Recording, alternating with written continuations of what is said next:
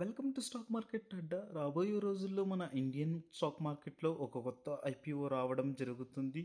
మనం ముందుగా చూసుకున్నట్లయితే ఈ కంపెనీ కోల్ ఇండియా యొక్క పేరెంట్ కంపెనీ అయినటువంటి భారత కుకింగ్ కోల్ లిమిటెడ్ ఈ కంపెనీ జనవరి మొదటి వారంలో స్టాక్ మార్కెట్లో అడుగు పెట్టబోతుంది. ఈ కంపెనీ ఆర్హెచ్పిలో పేర్కొన్న విధంగా 1300 కోట్ల ఓఎఫ్ఎస్ రావడం జరుగుతుంది మరియు ఇందులో 35% రీటైల్ కేటగిరీకి అలాట్మెంట్ చేయడం జరుగుతుంది. అంతేకాకుండా కోల్ ఇండియా మీ దగ్గర ఒక షేర్ ఉన్నట్లయితే మీరు షేర్ హోల్డర్ కేటగిరీకి కూటి అవ్వడం జరుగుతుంది. మరియు బీసీసీఎల్ అనే కంపెనీ ఒక మైనింగ్ కంపెనీ. ఇది పబ్లిక్ అండర్టేకింగ్ కంపెనీగా గుర్తించబడడం జరిగింది. ఈ కంపెనీని 1972లో ఎస్టాబ్లిష్ చేయడం జరిగింది.